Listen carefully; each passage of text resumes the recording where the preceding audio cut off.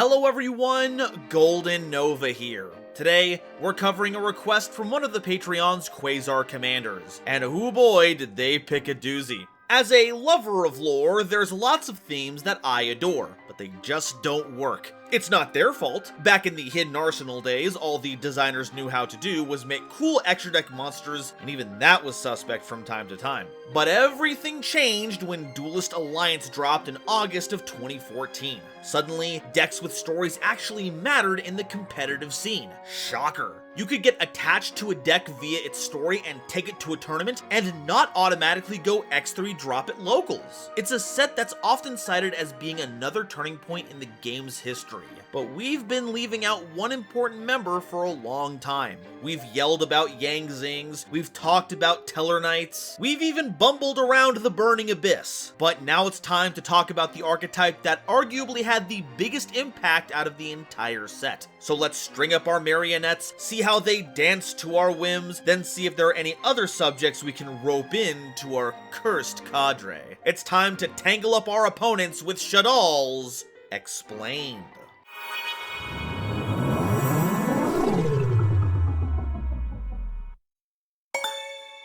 Today's episode is brought to you by my lovely patrons, as well as the wonderful people over at Dragon Shield. Get the sleeves as strong as dragon scales and save 5% on your order by using coupon code GoldenNova at checkout.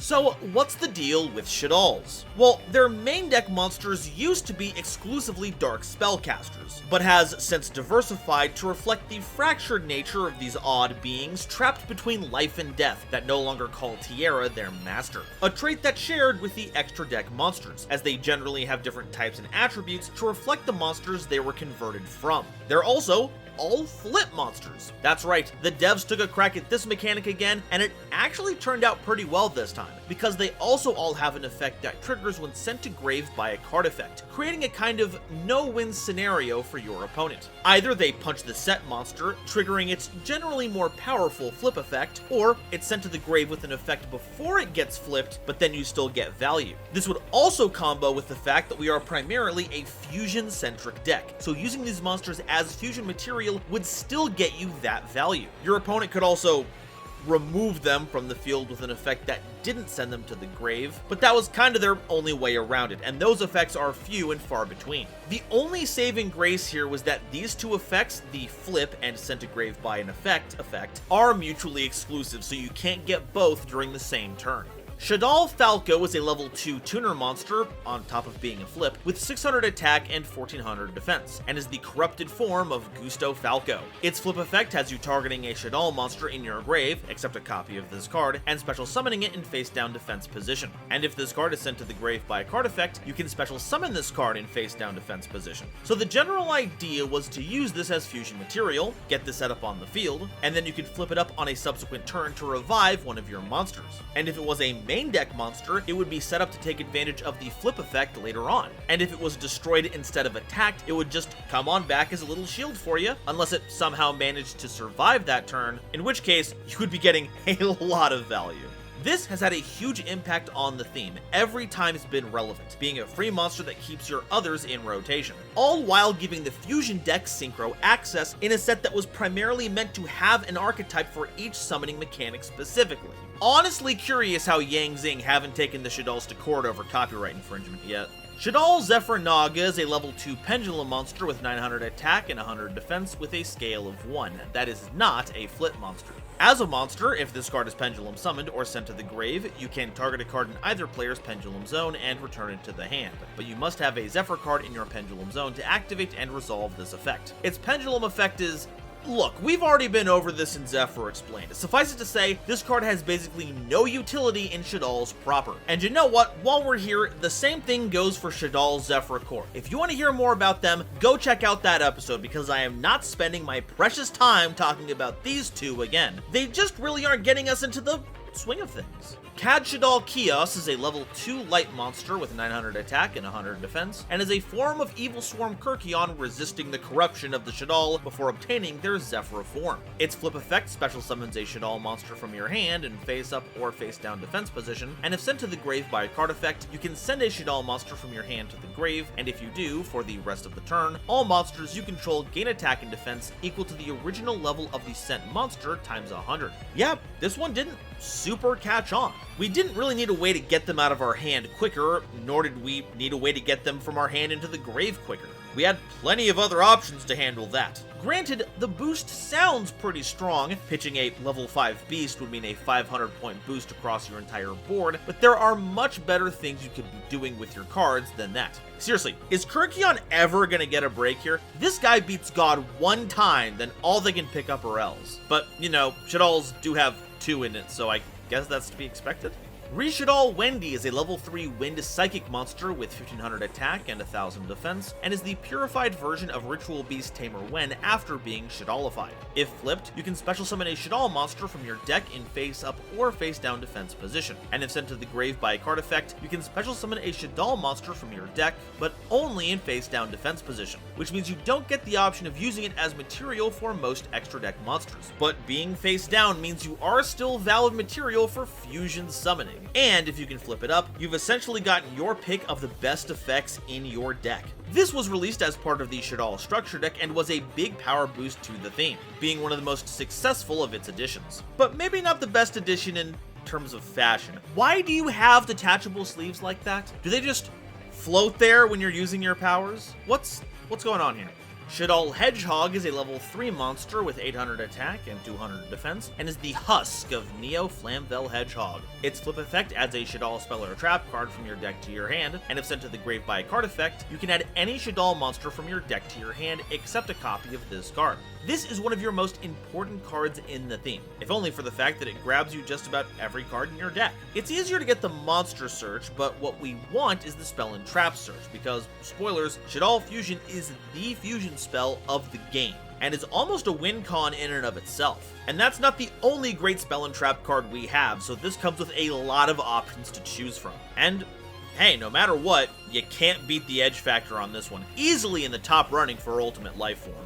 Nael Shaddoll Ariel is a level 4 water psychic monster with 1000 attack and 1800 defense, and is Gishki Ariel still sealed up in an Infernoid vacuum tube. Their flip effect has you targeting one of your banished Shaddoll monsters and special summoning it in face up or face down defense position, and if this card is sent to the grave by a card effect, you can target up to 3 other cards in the graves and banish them. Primarily, this is a way to get some graveyard control out of your fusion summons. Use this as material, then rend your opponent's graveyard asunder. You also have the option of summoning back a banished doll should you flip this up, which you will be doing from time to time. But it's far more likely that you'll be using this as an in-engine soul release, which will be contextually useful, but as we've seen time and time again, the graveyard is a great place to pull resources from.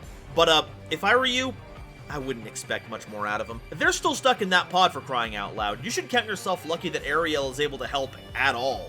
Shaddoll Genius is a level 4 Earth Machine monster with 1800 attack and 1000 defense, and they seem to be a combination of the Phantom that crawled out of Clifford Genius and Shaddoll Squamata. Their flip effect targets a Shaddoll monster you control, and that face-up monster is unaffected by monster effects this turn except its own. If sent to the grave by a card effect, you can target an effect monster on the field, and neither player can activate that target's effects on the field this turn. This card is very odd. When used as material, it can lock down a monster, which is pretty nifty, and when flipped, it keeps a monster safe for a turn, neither of which are super impactful.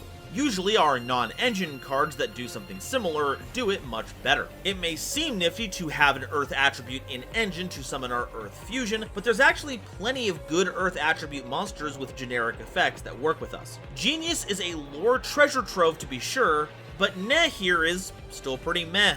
Shaddoll Dragon is a level 4 monster with 1900 attack and 0 defense, and they're the corrupted version of Yang Zing Suani, and if flipped, can target a card your opponent controls and return it to the hand. And if this card is sent to the grave by a card effect, you can target a spell or trap card on the field and destroy it. Now this is a mainstay of the theme, and still sees play in modern builds. When you need to be aggressive, it's got some of the highest attack you could get on a tribute-free normal summon. Its flip effect, while not destruction, is removal of any card card on the field, perfect for getting your opponent's shields down. And when being used as material, the more accessible effect, being able to take down back row that would be an issue for you is capital, no doubt about it. In fact, being an MST is what keeps it relevant. Back row is always going to be a part of the game, so why not keep an answer in engine for it just in case? Especially if you're just splashing Shaddolls into your deck for a little extra utility. It may only be a single card, but it does a lot to add a little yang zing to your strategy.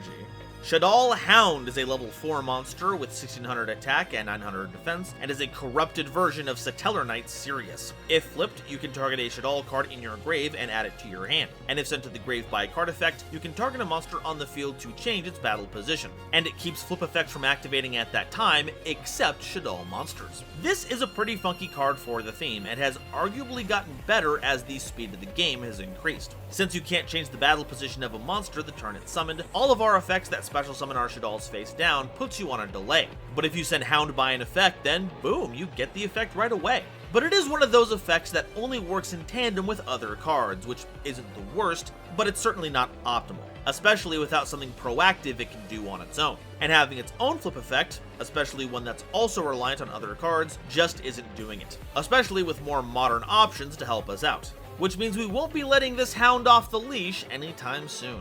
Shaddoll Squamata is a level 4 monster with 1800 attack and 1000 defense, and is a corrupted version of Satellar Knight Anukalai. When flipped, you can target a monster on the field and destroy it, and if sent to the grave by a card effect, you can send a Shaddoll card from your deck to the grave, except a copy of this card. This is another staple in the theme. While our main fusion spell is basically a double Foolish Burial, because Squamata can send cards, not just monsters, this can add those to the grave as well. Not to mention that if we have no other way of Foolish Burialing a Shaddoll from deck to graveyard, if we can send Squamata from our hand or field to the grave with a card effect, we then get access to every Shaddoll card in our deck. And like Dragon, this is also removal when flipped. So it doesn't Squamata what format, this card will always be in style.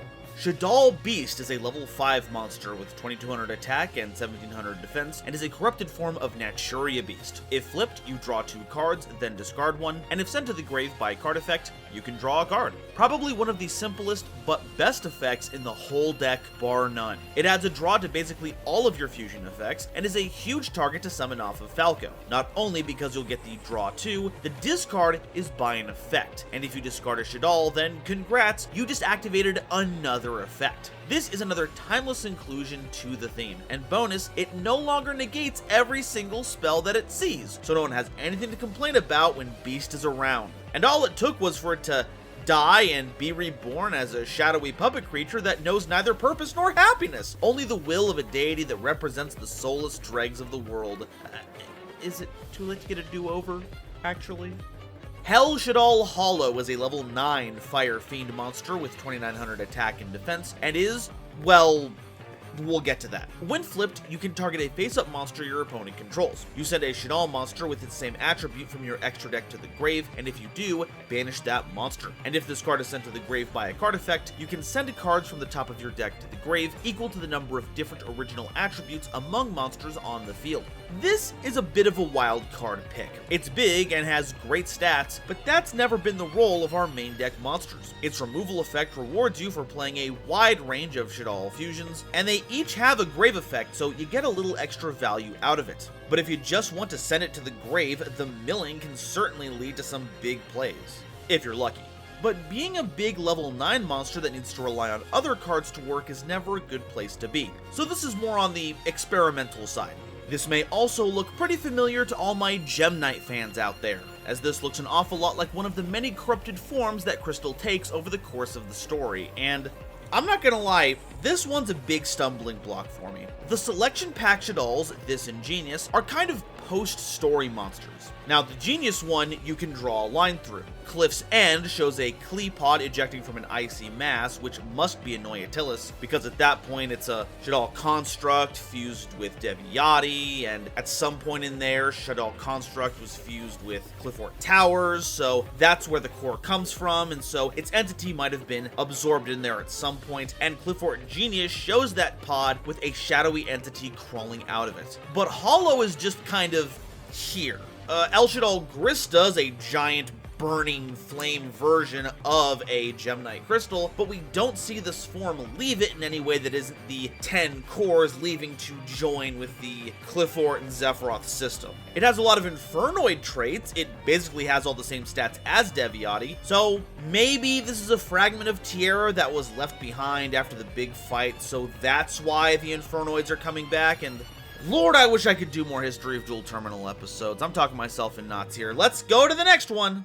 Alright, that's all of the main deck monsters. Now it's time for the fancy fusions. And a Link monster for reasonable, but ultimately misguided reasons. However, for those fusions, they all have a few things in common. They all must first be fusion summoned, and when they're sent to the grave, you can add a Shaddoll spell or trap card from your deck to your hand, with one exception that we'll bring up when we get to it. This is actually pretty brutal, because while you can get anything from the theme, our signature fusion spell is very potent. So even if you get rid of a fusion monster, if you're not careful, it's not going to stay away for very long. El Shaddoll Winda is a level 5 fusion monster with 2200 attack and 800 defense, requiring a Shaddoll monster and a Dark monster as material, and is the corrupted form of both Winda, Priestess of Gusto, and Yang Xing Pulao. It can't be destroyed by your opponent's card effects, and each player can only special summon monsters once per turn while this card is face up on the field. We're looking at probably the most played Shaddoll fusion out of the whole bunch. Not only is it easily summonable in early Shaddolls, since they're all dark themselves, any deck with good dark monsters that operated using the grave would want to play this. Set this up late in your combo after you've done all the special summoning that you want, and the restriction won't even matter to you. And its protection meant that you needed very specific removal to get rid of it, and its attack stat meant that you couldn't just normal summon a big beater to run over it. Most attack power would be concentrated in the extra deck, and to access that, you likely needed to use a special summon to get the material needed for an Xyz or Synchro summon. But oh wait, now you've used that up. And it gets even worse because this monster is a valid target to summon off of instant fusion, because that is treated as a fusion summon. So no matter what deck you're playing, you can just activate the Ramen Cup, summon it, use it as material for some kind of summon, maybe get back a Shaddoll spell or trap card if you've got one available, and then bring it back with any kind of revival trick so that it sticks. Heck, in my least favorite example, you can summon this alongside a Dingirsu, and when Window would be blown up because of instant fusion's effect, you can just detach a material from the giant Mecha Centaur and it'll be fine. It's a wonder that this card ever survived the FNL list's wrath, because it still crops up from time to time, even as lately as some builds of Tearlaments. That deck was already fantastic as it was. They didn't need to have a special summon floodgate on top of it. Look, I'm glad Winda and Pulao broke free and started living their own lives during the post-game, but you gave up being arguably the game's best fusion monster to do what? Float into Ritual Beasts? You do you, but I'll take the infinite power of corrupting darkness, thank you very much. El Shaddoll Ap Cologne is a level 6 fusion monster with 2500 attack and 2000 defense, requiring 2 Shaddoll monsters with different attributes as material, and is a corrupted version of Gishki Mind August, which includes a fully converted Ariel. It can't be destroyed by battle, a riff on Winda's effect destruction protection, and if special summoned, you can target a face-up card on the field and negate its effects permanently. And is sent to the grave, instead of getting you a Shaddoll spell or trap card back from your grave, it adds any Shaddoll card from your deck to your hand, then you discard any card. This can be used as either a glorified way to send a Shaddoll card directly from your deck to the grave, but can also just search you a card, then giving you the means to pitch an unrelated one. And yes, because it is part of the effect, this will also trigger your Shaddoll effects. More often than not, this is what Ap Cologne was used for. Sometimes you'll summon it to get the effect negation before using it for something else. And hey, it's a level 6. We're seeing a lot of use for level 6 monsters right now. We've got to make Beatrice somehow, right? And if worse comes to worse, being a battle blocker can give you some breathing room for a while to build up your resources. And let's not forget that it smells just dandy. You know, because of all the Ap Cologne.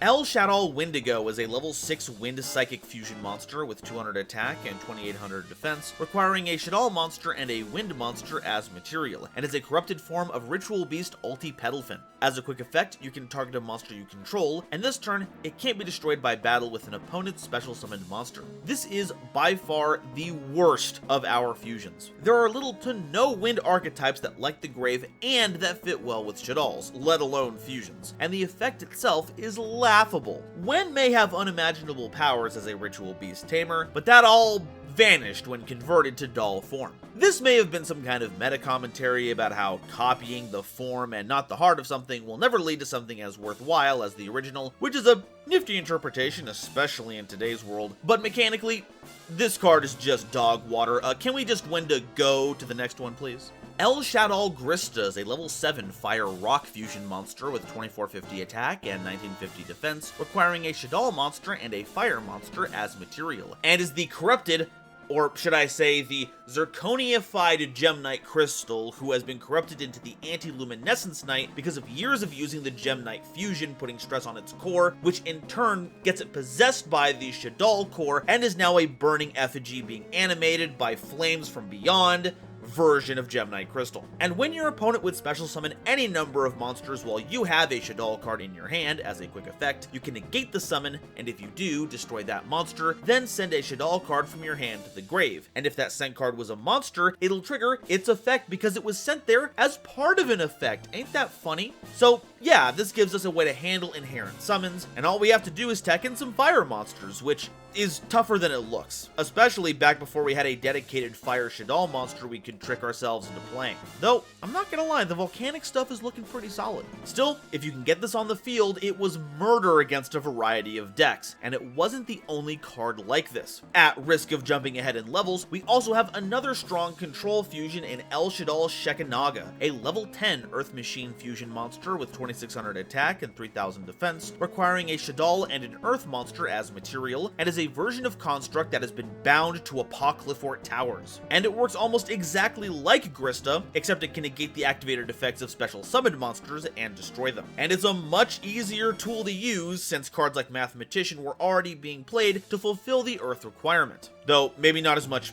nowadays. Power creep is unfortunately real. As long as you have a steady stream of Shaddoll cards, which unfortunately means it's not as good when splashing, these two were an outrageous duo, denying just about any monster-related action. And if we ever get a Shaddoll-themed heavy metal album, these two are going on the cover, no contest. A floating Crimson Messiah with wings of burning thread, and a nascent god doll strapped to a flying mechanical throne. Unbeatable coolness factor right here.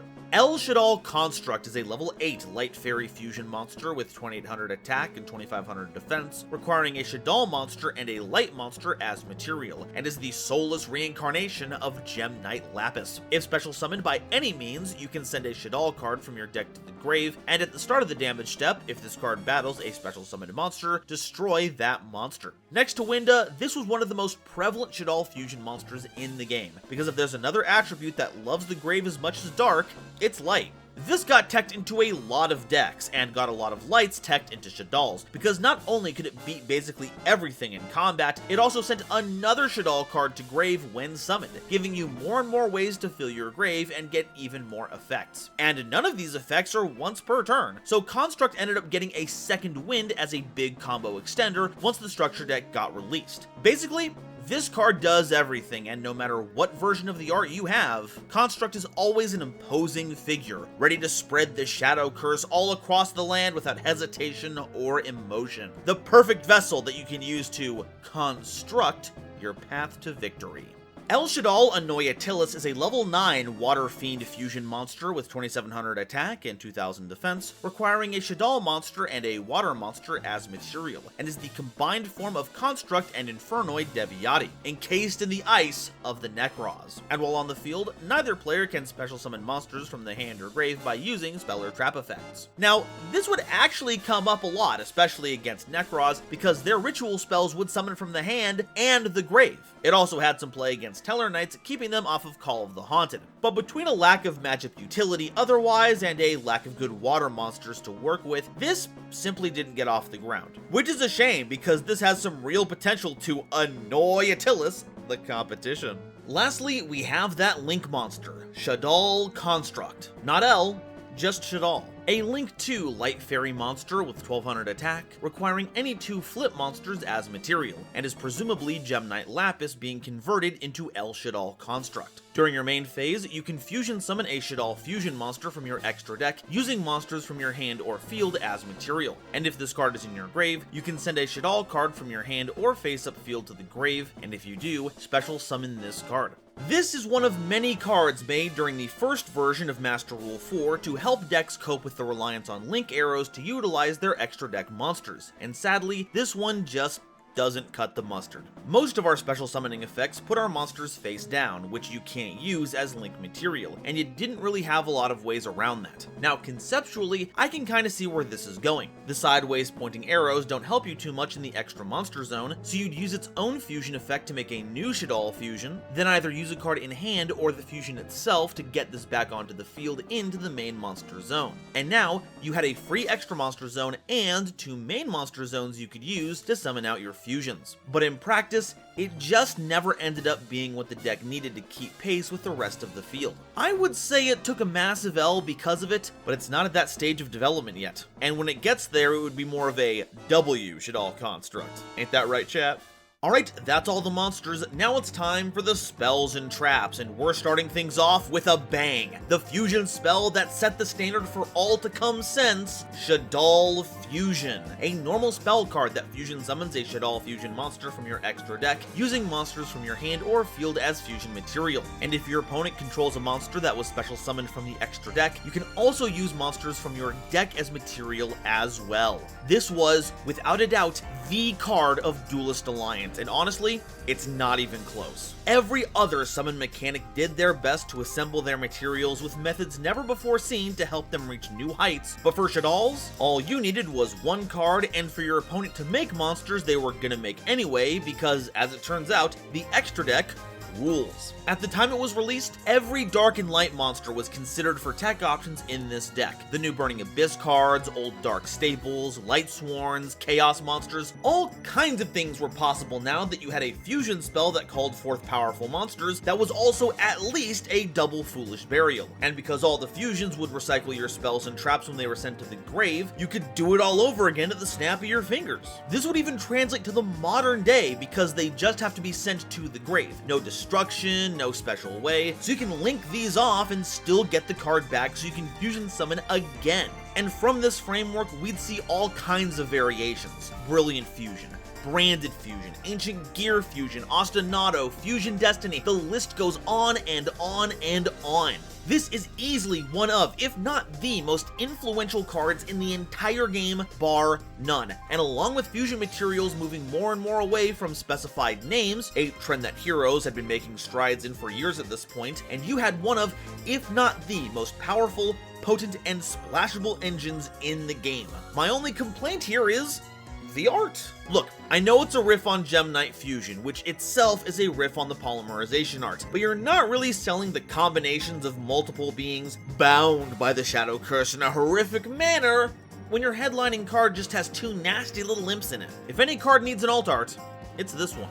El Shaddoll Fusion is a quick play spell card that fusion summons a Shaddoll fusion monster from your extra deck, using monsters from your hand or field as fusion material. Now, this may seem a bit lackluster when compared to base Shaddoll Fusion. You don't get to cheat any material, it's basically just a spell speed 2 polymerization for Shaddolls. But that's actually what it needed to be for it to have as much impact on the game as Shaddoll Fusion. That card gets a lot of well-deserved accolades for how it makes fusions easier to make with a lot of value, but El Shaddoll Fusion single-handedly took this control-oriented theme and gave it the capability to go aggro at a moment's notice. Picture it, you're swinging in with all of your monsters, dealing a lot of damage, but you're just 2,000 short to close things out. Your opponent breathes a sigh of relief because now they have another turn to turn things around, only for you to drop the El Shaddoll Fusion during that same battle phase, making a whole new monster and swinging in for lethal. To say nothing of how you could use this to dodge targeted interaction.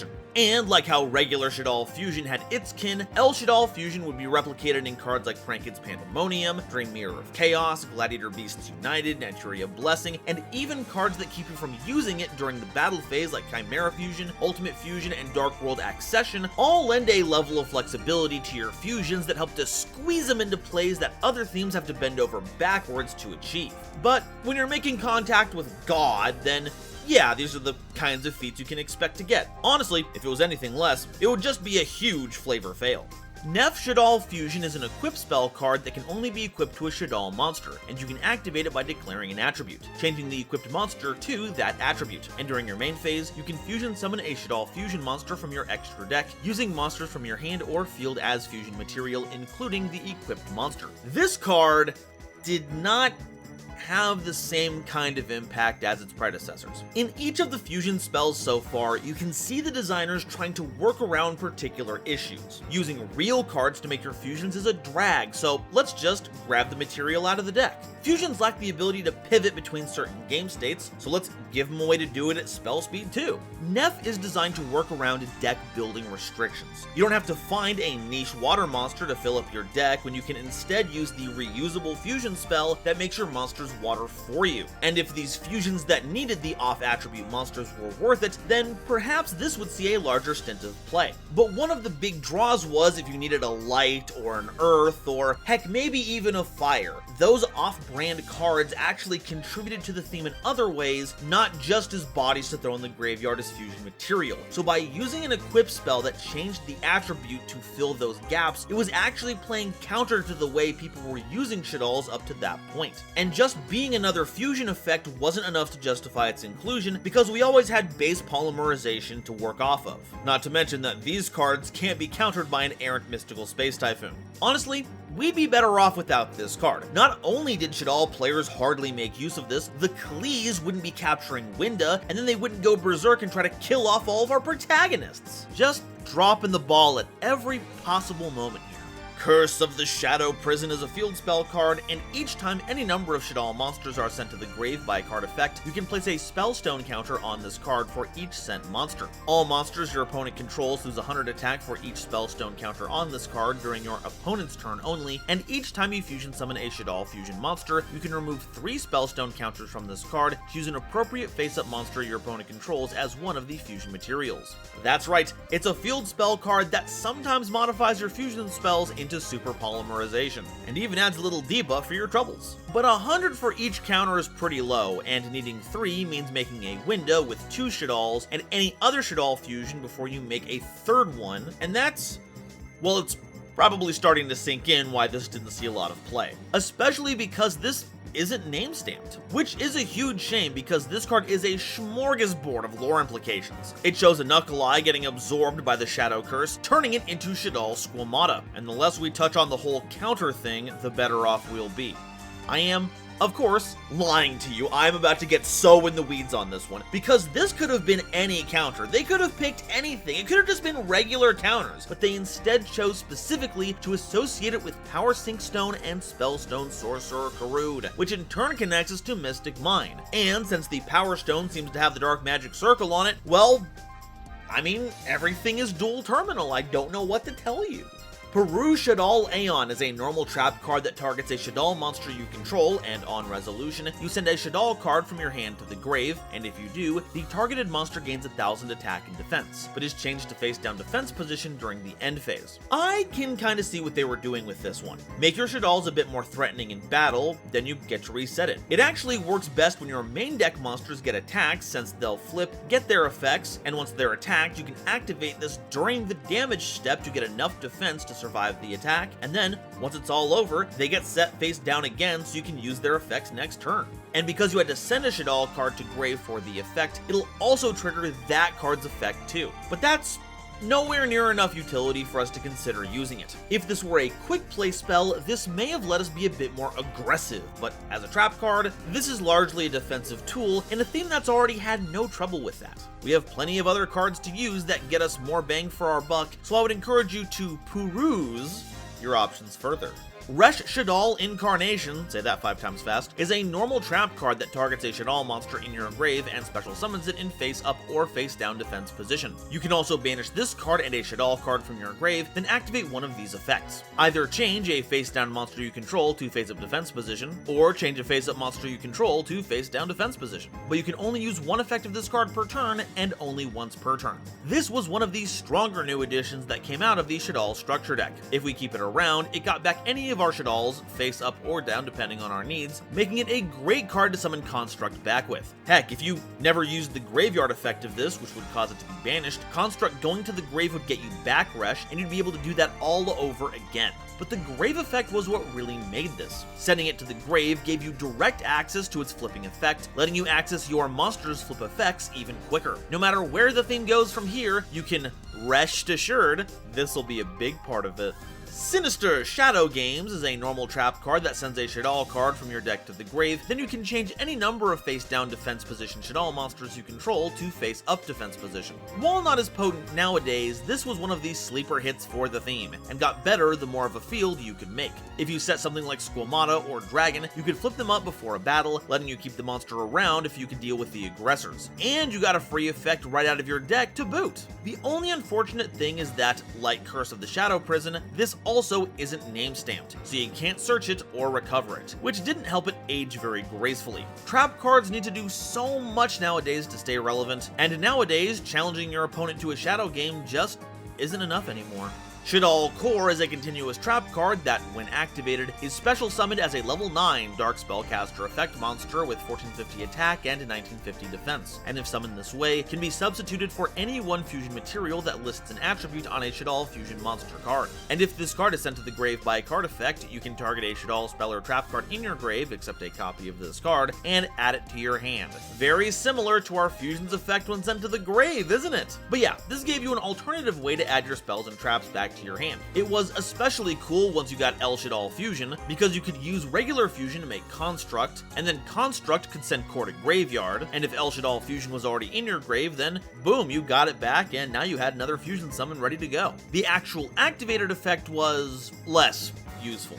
It's a similar deal to Nef Shaddol Fusion, where it helps you bridge the gap between the attribute materials, but having to set this, then summon it, then fuse with it is a huge pain. So it was either the grave effect or nothing. Even the fact that once you use this as fusion material, thus sending it to the grave by a card effect and getting back that fusion spell, was enough to make this a surefire success. This is another certified lore classic, but don't expect to see this being played at this rate anytime soon. And especially not before we get some head and shoulders on this thing. That hair is out of control! Shaddol's Schism is a continuous trap card that, during the main phase, lets you fusion summon a Shaddol fusion monster from your extra deck by banishing material mentioned on it from your field or grave, but that monster cannot attack directly. Then, you can send to the graveyard a monster your opponent controls with the same attribute as that fusion summoned monster. This card is probably the biggest shot in the arm the theme has ever had. While it is on a 1-turn delay, it's a miracle fusion every single turn afterwards, which sadly means you're not getting any of your sent to grave by an effects, but a free monster is a free monster, and El Shaddol Construct does still send a card from deck to grave after all. It even has a removal effect similar to El Shaddol Hollow's effect, which I'm sure doesn't mean anything, but in all seriousness,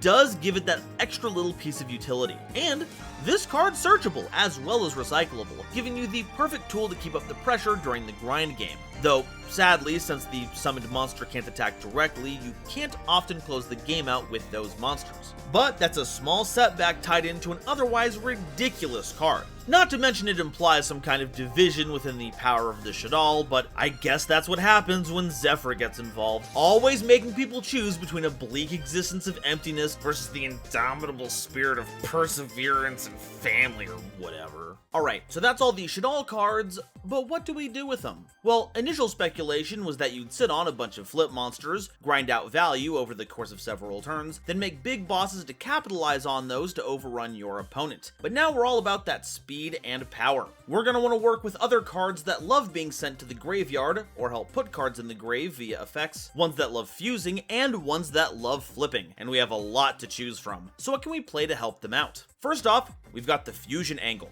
It's arguably our best feature, and would you believe me that there's another fusion theme that loves attributes? That's right, invoked! Invocation can be used to make Shaddolls if all the material is in your hand, but it also helps to make Mechaba. And if your opponent doesn't have a Lightened Graveyard for you to nab, that's fine. We're sending one to Grave with Shaddoll Fusion to make Construct. Kaliga also has a similar tone to Winda, locking both player attacks and monster effects each turn. And if you splash in more attributes, then more power to you. Making Raijin using Wendy is pretty slick, but if you know me, you know there's a particular card I'm gonna be advocating for. But here's the thing. Don't actually play Branded Fusion. Seriously, don't. One of the things that's best about Shaddolls is that they don't fusion lock you inherently, and they lean on a lot of links to keep the gears turning. Instead, there's a small Dogmatica package you're going to want to consider. Blazing Cartesia the Virtuous is a fusion effect in and of itself, and is a light monster. So pair it with one Shaddoll or Alistair, and you've got a Construct or a Mechaba. There's also a really clever thing you can do where you summon Guiding Quem the Virtuous, sending Cartesia to Grave, then you link off a different spellcaster, which can be most Shaddolls or even an Alistair, to make Artemis the Magistus Moon Maiden. That's a monster leaving the extra deck, which lets you use Quem to summon back the Cartesia. And the card that helps to tie all this together is Shadow's Light. A lot of our monsters are level 4 dark spellcasters, so targeting them with Shadow's Light can get Quem, setting up this whole playline. And you get a free extra normal summon by banishing Shadow's Light. Sure, you have to give up your battle phase that turn, but even if you aren't going first, it's a great way to help build up your board.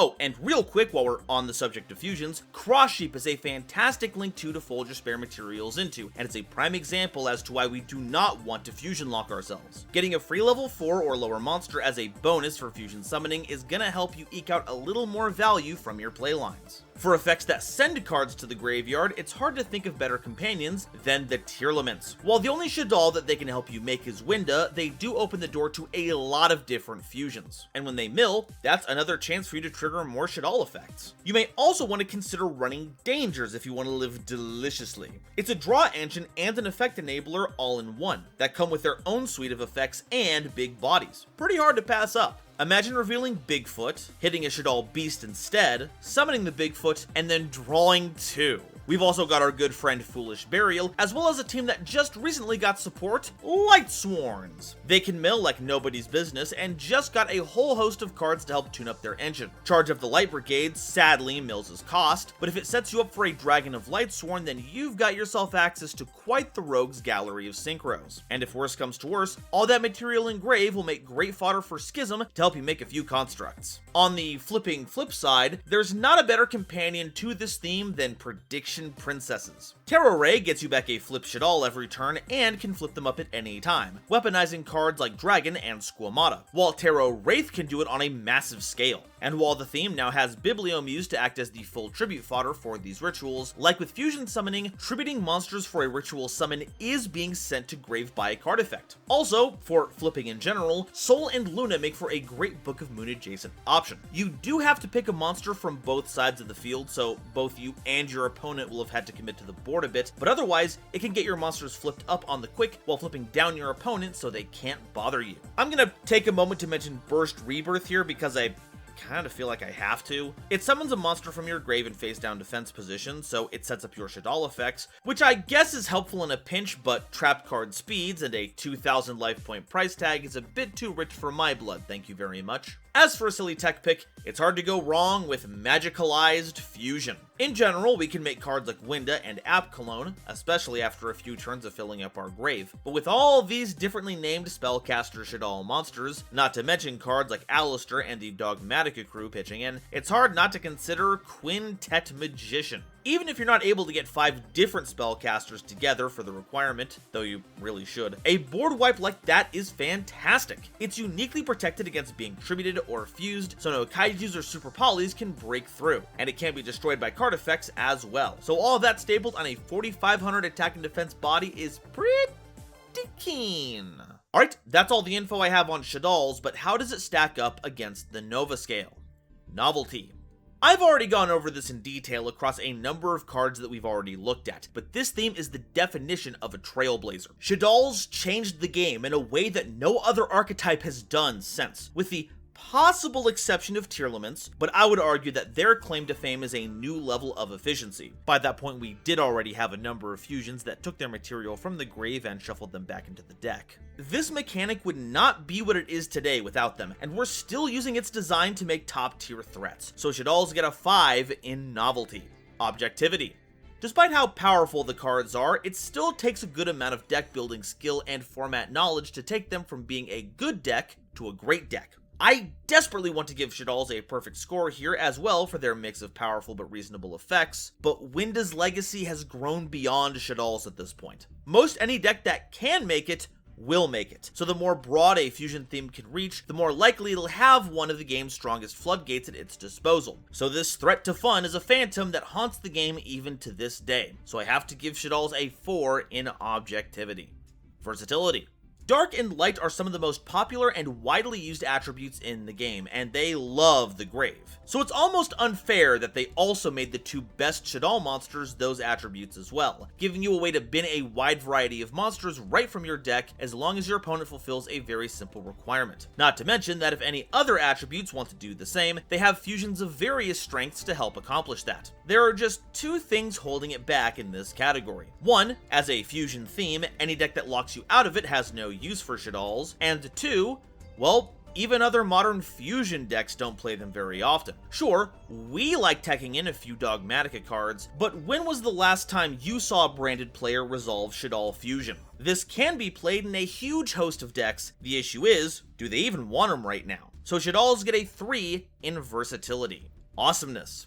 That being said, these cards are beyond cool. Getting you a formidable, gigantic boss that can level almost anything in Construct is an instantly gratifying move, and can lead to a host of awesome brews. Personal story, back when I was coping over Noble Knights being good during their initial releases, I actually smushed them together with Shaddolls to get monsters like Ector and Lady of the Lake into the grave to combo off. I called it Shaddoll Noble Knights so I could shorten it to SNK, since Attack on Titan was starting to take off at the time. But you can see that just about any deck can run these cards, giving you the option to access play lines that would otherwise be untenable in the main engine. So if you have a graveyard synergy you want to exploit, these cards can help you achieve it. Shaddolls get a 5 in awesomeness, which means Shaddolls get a 17 out of 20 on the Nova scale. And that's all I have to say about Shaddolls. This one has been a long time coming. I love these cards with a passion. I was so happy when they got their structure deck update, and I can't wait to see what the future may hold, especially with potentially more Terminal World packs over the horizon. So wave your fusion flag proud, fellow duelists, because even if others say the theme is a shadow of its former self, they won't be able to get out from under ours.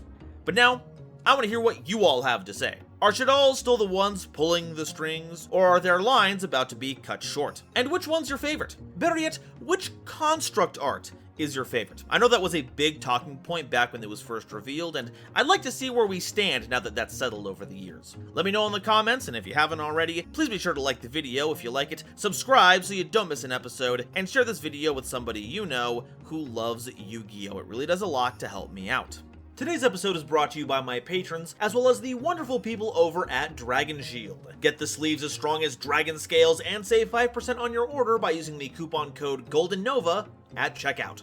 Today's episode was also brought to you by my lovely patrons, including this month's illustrious Quasar Commanders Sir Knight JCB and the Critic of Innocence, Nebula Navigator's 3rd Dynasty, Ada Basilisk, Adam Zajdel, Andrew Newman, Kane Senpai, Christopher Fuss, Clockswork, Dark Dragon X830, Emily Chan, Eric, Aaron the World Breaker, Frankie, Garland Chaos, Green Knight, Gloomba 331, Great Big Pillock, Groog, Hairbear, Harry the Ominous Benefactor, Howling Zangetsu, Iron Zero, Iskander 711, Carp, Mana Charge, Marion James E. Picata, Mega Combi, Millennia Asta, Muzuki Clark, Nathan Vig, Natiel Lee Alexander, Orozco 09096, Panther J, Rebel King Lucifer, Red Eyes Jackalow, RJ the Jank Monarch, Sammy Haim, Serenity Towns, Skybuster Leo, That One Dumbass and the Wizard Moose, Cosmic Crusaders Alpha Sly, Almento 5010, Anansi Dragon, A Random Pup, Ariel Kersey, Beluga Masta, Blitzwolf, Blue Gem, Borger with a Shotgun, Callum McCann, Jazz Ghost, Childish Lamar, Dr. Reaper RIP, Drachenwald, Eki Bullock, Eva Padilla, Hike Boyagian, Herbal D, Ignis Heat, the true Draco Slayer, Inblink, Jester Designs, Kale the Dragon, Keyvon Public, King Scarlet Yugioh, Kim Smiley Face, Lemon Yugioh, Lord Whoop-de-Doo, Manga Pages, Marluxia's a Girl, Matt Simmons, McSpoofy, Michael Shimabukuro, Misty, Nitromo, Ramen Resurrect-chan,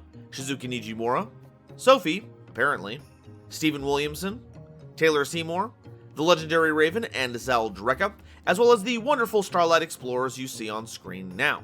If you'd like to help me in my journey to cover all of Yu-Gi-Oh's archetypes, get my videos early, be a part of these credits and other awesome perks, it would mean the world to me if you would check out the link to my Patreon in the description or consider joining as a YouTube member.